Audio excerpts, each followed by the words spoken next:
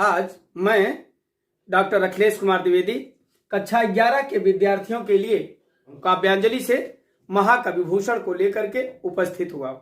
महाकवि भूषण के जीवन परिचय के साथ साथ उनके कुछ छंदों को भी आपको बताने एवं पढ़ाने का मैं प्रयास करूंगा। मैं आशा रखता हूं कि आप निश्चित रूप से उनके जन्म, मृत्यु, शिक्षा दीक्षा तथा रचनाओं के साथ साथ छंदों को भी समझने का प्रयत्न करेंगे। महाकवि भूषण महाराज शिवाजी और छत्रसाल के दरबारी कवि रहे। रीतिकालीन और श्रृंगार की परंपरा से हटकर काव्य का सृजन करने वालों में से भूषण का नाम अग्रणी है। भूषण जी ने घोर विलासिता और श्रृंगारिकता के युग में सोती हुई भारतीय जनता के मानस को वीर रस के माध्यम से जागृत करने का प्रयास किया। वीरतापूर्ण रचनाएं रच करके मानव जात में नवीन उत्साह का संचार किया। इनके विषय में राजेश्वर प्रसाद ने लिखा है कि भूषण उस रीतकाल के कवि थे जिसमें कविगण अपने काव्य के माध्यम से समाज में श्रृंगारिकता, घोर श्रृंगार रूपी अफीम की मादकता को फैला रहे थे। कुछ कवि जहां अपने आश्रयदाताओं की झूठी प्रशंसा में जमीन आसमान के कुलाचे भिड़ाने में लगे थे, वहां अधिकांश कवियों की कविता नख, सिख और नायिका भेद की संकुचित सीमा में सिमटकर रह गई थी। रीतिकाल के कवियों ने कवि कलिराजन के गुण गाकर जिस वाणी को अपवित्र कर दिया था, वह भूषण के काव्य में सरजा शिवाजी के पूर्ण चरित्र के सरोवर में स्नान करके पवित्र हो गई। तो प्रिय बच्चों, उक्त कथन से यह स्पष्ट होता है कि महाकवि भूषण किस कोटि के कवि थे। भूषण जी का जन्म सन 1913 ईस्वी में कानपुर जिले के तिकवापुर नामक ग्राम में हुआ था। इनके पिता का नाम पंडित रत्नाकर त्रिपाठी था। रस सिद्ध कवि चिंतामणि त्रिपाठी और मतिराम तथा नीलकंठ जैसे कवि भूषण के ही भ्राता थे। चित्रकूट के राजा रुद्र ने इनकी काव्य प्रतिभा से प्रभावित होकर के इनको भूषण के उपाधि से सम्मानित किया।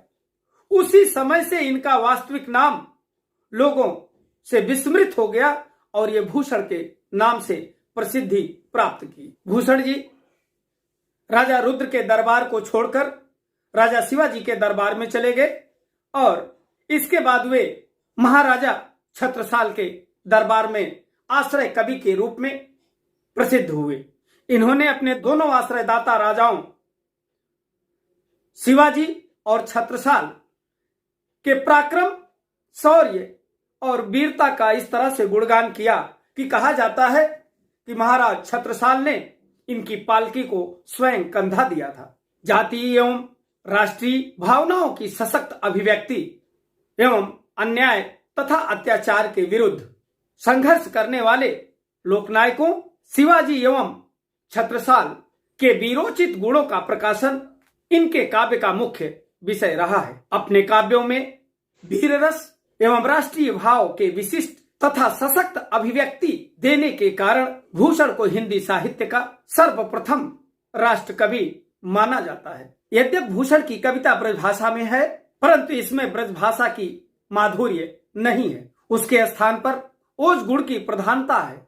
वीर, रौद्र और भयानक रसों की अभिव्यंजना हेतु परस वर्ण भाषा को ही इन्होंने प्रयुक्त किया है और इनके छंदों में यमक, रूपक, सांग रूपक, उपमा, उत्प्रेक्षा आदि अलंकारों का प्रयोग परिलक्षित होता है। मनहरण, छप्पय, हरगीतिका, मालती, सवैया, कवित्त, ओहा, सोरठा आदि छंदों को लिखने में इनको अद्भुत सफलता मिली है। इस प्रकार यदि देखा जाए तो भूषण रीतिकाल में मौलिक उद्भावना करने वाले महान कवि थे।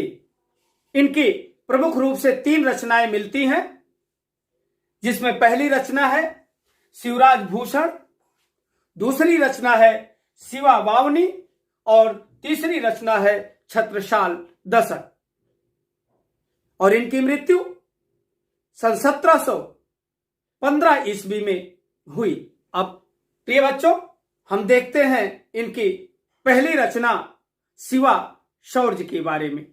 वीर रस के सिद्ध कवि भूषण का इन छंदों में महाराज शिवाजी की सेना के युद्ध हेतु प्रयाण करने का अतिशयोक्ति वर्णन है। इन वर्णनों में कवि ने यह बताया है कि जब शिवाजी की सेना युद्ध के लिए निकलती है, प्रस्थान करती है, तो समूचे संसार में हलचल मच जाती है और शिवाजी के प्रताप के सामने, उनके शौर्य के सामने बड़े बड़े राजा भी नतमस्तक हो जाते हैं। और अंततोगत्वा कवि ने शिवाजी के यश का अत्यंत चमत्कारपूर्ण वर्णन किया है।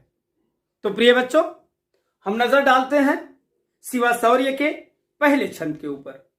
साज चतुरंग सैन अंग में उमंग धारी, सरजा शिवाजी जंग जीतन चलत है। भूषण भनत नाद बिहद नगारन के, नदी नद मद गए रन के रलत है।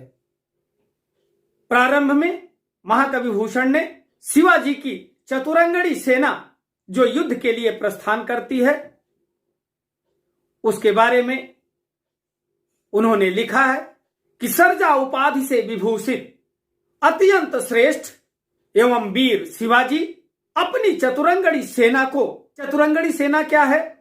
वो सैनिक जो पैदल चलते थे, वे सैनिक जो घोड़े पे सवार होकर के युद्ध के लिए निकलते हैं, और वे सैनिक जो हाथियों पर बैठ करके युद्ध के लिए निकलते हैं, और अंतिम राजा एवं राजकुमार जो रथों पर बैठ करके युद्ध के लिए प्रस्थान करते हैं। ये चतुरंगड़ी सेना 4 प्रकार की सेना है: पैदल, घोड़े, हाथी और रथ।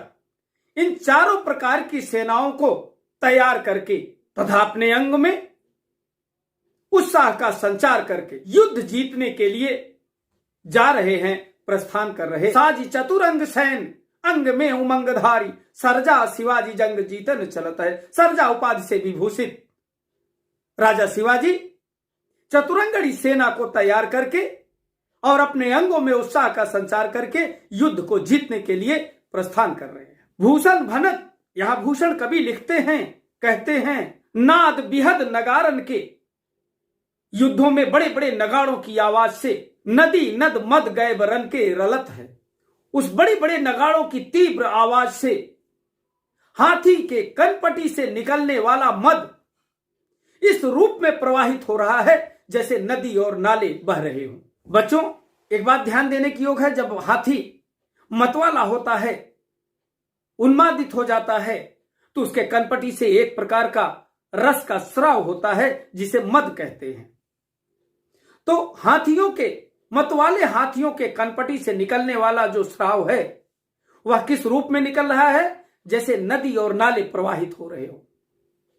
इसका आशय क्या है कि राजा शिवाजी की सेना में जो प्रचुर मात्रा में हाथियों का दल था और उनके कनपटी से निकलने वाला वह तरल पदार्थ इस तरह से निकल रहा था जैसे नदी और नाले प्रवाहित हो रहे हो। एल फैल खैल भैल खलक में गैल गैल, खलक, खलक माने संसार होता है बच्चों।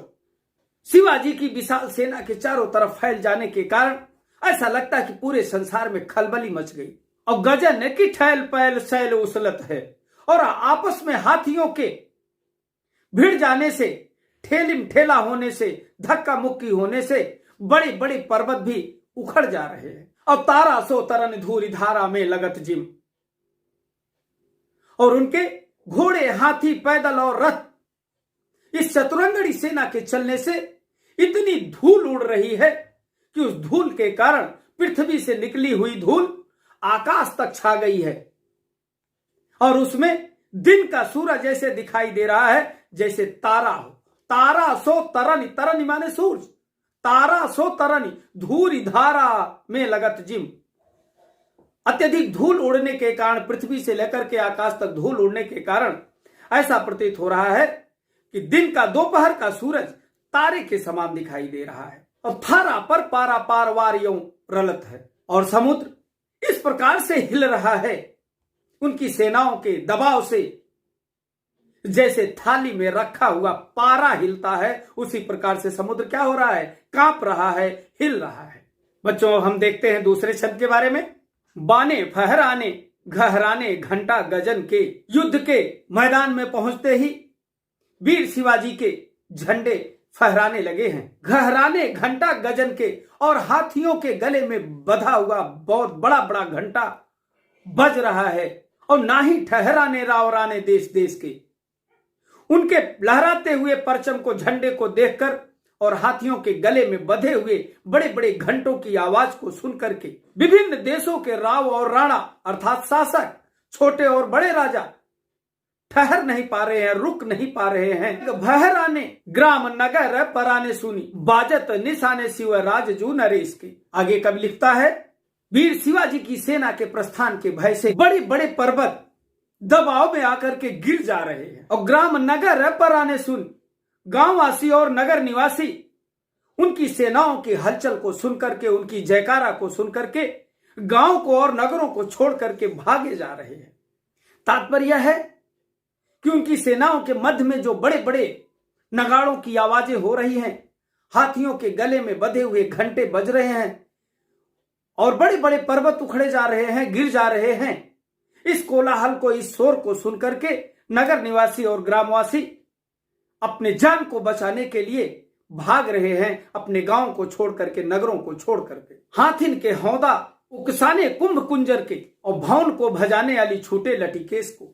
यहाँ पे कवि हाथियों के तीव्र गति से चलने का वर्णन करते हुए कहता है कि हाथियों के तेज से चलने के कारण उनके ऊपर जो बड़े बड़े हौद बांधे गए हैं वो ढीले पड़ गए हैं और मतवाले हाथियों के कनपटी से निकलने वाले उस तरल पदार्थ अर्थात मद का रसा पान करने के लिए जो तमाम भंवरे उसके इर्द गिर्द सब घेरे हुए थे, उनके तीव्र गति से चलने के कारण वो इस तरह से अपने अपने घरों को भाग रहे हैं मानो लटों को अर्थात केसों के खुल जाने के कारण वो केस इधर उधर बिखर गए हों, लहरा रहे हों। भागते हुए भंवरे इस तरह से दिखाई दे रहे हैं और दल के दरारनते मठ करारे फूटे। वीर शिवाजी के सैनिकों के दबाव के कारण कठोर कच्छप की पीठ भी फट गई है, उस पे दरार पड़ गई है और केरा के से पात विहराने फन शेष के। और शेषनाग जो संपूर्ण धरती का भार अपने फण पे लिया हुआ है, उसके फण इस तरीके से फट गए जैसे मानो केला का पत्ता हो हवा के झोंके से फट जाए। इतना उनके सैनिकों का दबाव है, कोलाहल है, हलचल है। प्रिय बच्चों, इन दोनों छंदों में वीर शिवाजी के मनोहारी आतंक का वर्णन किया गया है, उनकी विशाल सेनाओं का वर्णन किया गया है, चतुरंगड़ी सेनाओं का वर्णन किया गया है। भाषा ब्रज भाषा का प्रयोग हुआ है, शैली मुक्तक है और छंद मनहरण कवित्व है। वीर और भयानक रस दोनों की सफल अभिव्यंजना हुई है।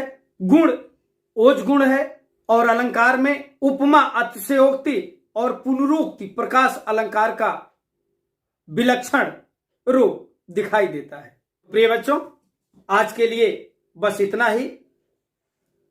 इसके शेषांश को मैं अपने अगले वीडियो में लेकर आपके समक्ष शीघ्र उपस्थित होऊंगा।